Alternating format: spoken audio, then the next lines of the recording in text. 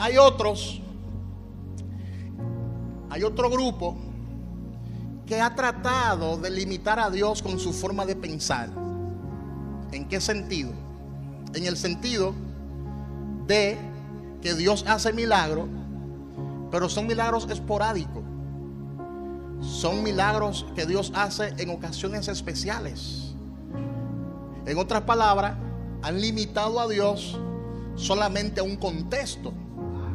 Y dicen, bueno, si Dios te manda a predicar a un lugar apartado, donde no haya mucha ciencia, mucha tecnología, son personas que viven quizás todavía en el tiempo de la caverna, están incomunicados, y Dios te manda a ese lugar a predicar la palabra de Dios.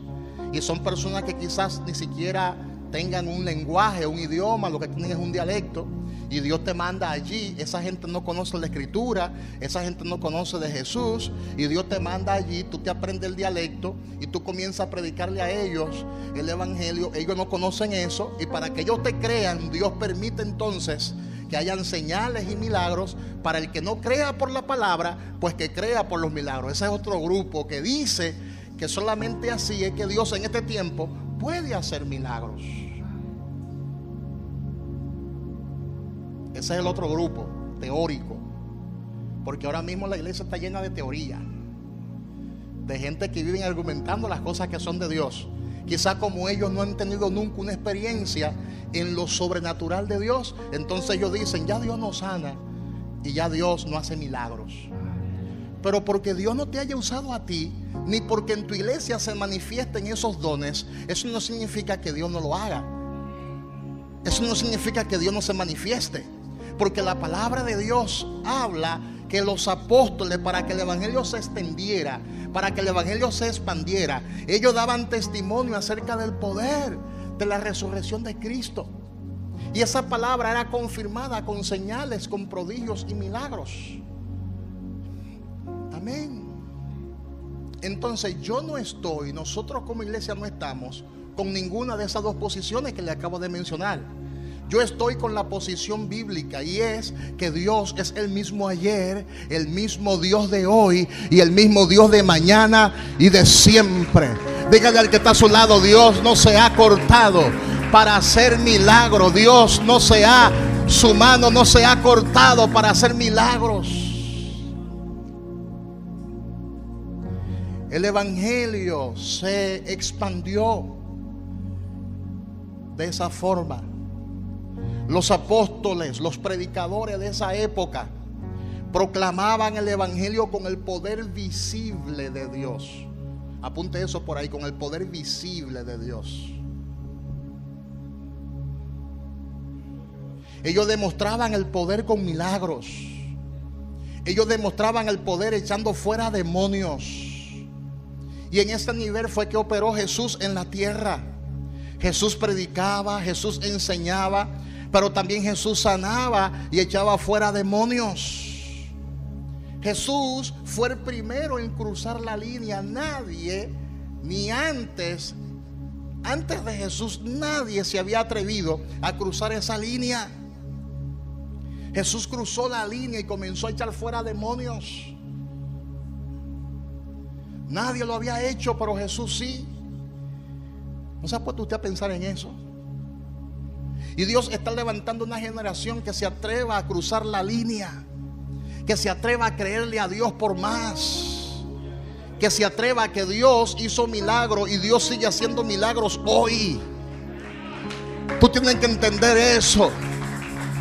Dios sanó ayer y Dios sigue sanando hoy. Dios libertó ayer y Dios sigue libertando hoy. Jesús echó fuera demonios y Dios sigue echando fuera demonios hoy. Y los demonios se echan fuera en el nombre poderoso de Jesús. Tenemos que cruzar la línea con violencia. Tenemos autoridad en el nombre de Jesús. Dios nos ha dado autoridad para echar fuera las enfermedades. Dios nos ha dado autoridad para echar fuera los demonios. El evangelio del reino de Dios se comenzó a expandir por esos milagros. Ahora bien, para que esos milagros sucedan con mucha frecuencia, diga conmigo, tenemos que derribar los principados, las potestades que gobiernan. Jesús operó en la dimensión que operó porque Jesús derribó los principados y potestades que gobernaban a Israel en esa época. Esos principados fueron derribados. Ahora, ¿por qué es importante derribar a los principados y a las potestades? Porque son espíritus que controlan la mente de la gente, que controlan los corazones de la gente. Y solo cuando se derriban esos principados, las vendas de los ojos caen. Solamente así la venda de los ojos de la gente caen. Y la gente puede ver el reino de Dios. Y la gente puede percibir el reino de Dios. Porque estas señales seguirán a los que creen. El que no cree no va a recibir ningún tipo de beneficio. Porque la palabra dice que las señales seguirán a los que creen. Y para que la gente crea, tiene que ser libre de esos conceptos. Cuando una iglesia cree que los milagros cesaron, usted no verá milagros en esa iglesia. Porque es que ellos creen que ya los milagros fueron hasta los apóstoles. Y como ellos creen eso, los milagros y las manifestaciones no van a acontecer en ese tipo de iglesia. Porque estas señales seguirán a los que creen. Y nosotros creemos que Dios sigue haciendo milagros. Creemos en la continuidad de los milagros. Creemos en la continuidad de los milagros. Y usted quizá me podrá argumentar y me podrá decir: ya no es necesario que Dios haga milagros, porque para eso está la ciencia. Yo voy al médico, el médico me evalúa, el médico me chequea, el médico me manda a hacer los análisis. Y si hay algún problemita, el médico pues me pone un tratamiento. Y eso está bien, no es que está mal, yo no critico eso. Pero ¿cuántos saben que la ciencia tiene sus limitaciones? Hay problemas de salud que el médico no puede resolver,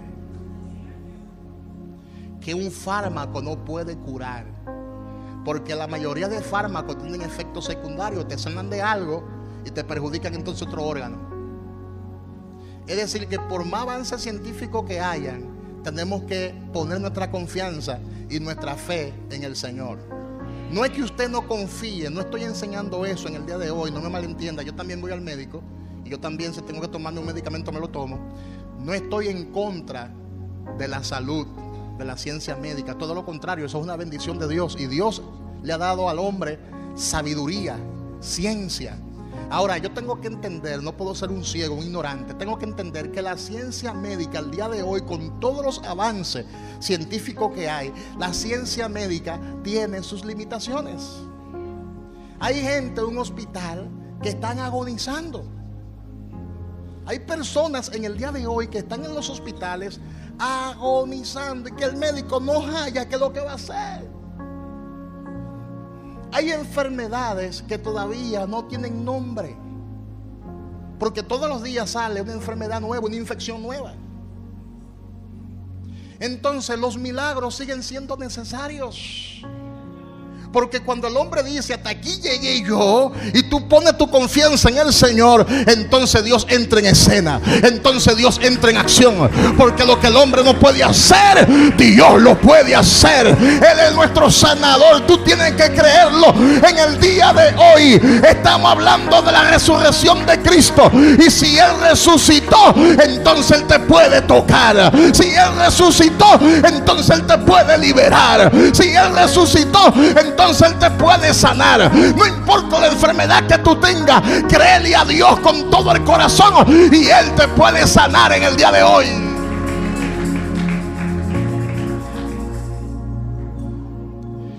Amén. Dice Pablo en Filipenses capítulo 3 versículo 10: a fin de conocerle y el poder de su resurrección y la participación de sus padecimientos, llegando a ser semejante a Él en su muerte.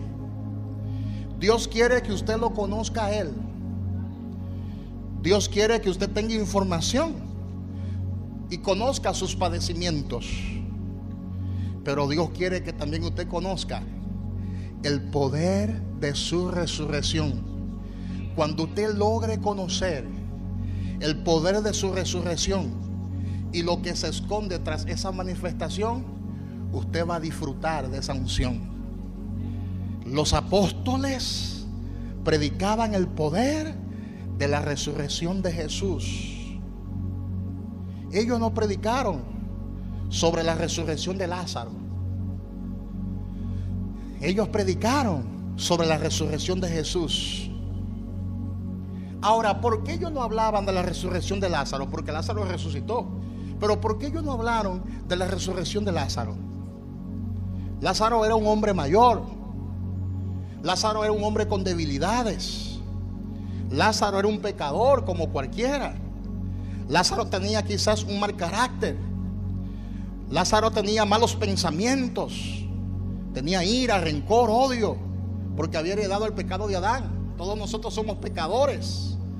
Y Lázaro murió y fue sepultado, dice la palabra de Dios. Y él fue sepultado con todos sus pecados. Y cuando Lázaro resucitó, porque Jesús lo resucitó, Lázaro resucitó igualito con todos sus pecados, porque acuérdense que Cristo todavía no hubiese muerto en la cruz. Y sin derramamiento de sangre no hay remisión de pecado. Entonces, el milagro que Dios hizo en Lázaro fue un milagro físico, pero cuando Lázaro se levantó tan pecador como cuando se murió. ¿Están entendiendo eso? No hubo ningún cambio en Lázaro. Claro, fue un gran milagro físico, pero no hubo un milagro en su vida espiritual. Simplemente fue un milagro físico. Lázaro tenía que esperar que Jesús muera en la cruz para beneficiarse de la salvación. Pero por el momento, lo que Lázaro recibió fue un milagro. ¿Qué? Un milagro físico. Pero cuando Jesús murió con todos los pecados de la humanidad, porque Jesús cargó en él el pecado de todos nosotros. Él era inocente, Jesús era inocente, pero cargó en él el pecado de todos nosotros. Y cuando Jesús murió, murió con toda esa carga. Escuche esto. Cuando Jesús murió, murió con el pecado de la humanidad. Pero cuando Él resucitó, ni un solo pecado se levantó con Él. Todos esos pecados Jesús los dejó en el infierno. Diga conmigo, todos esos pecados, los pecados tuyos y los pecados míos, el Señor los dejó ¿dónde? En el infierno.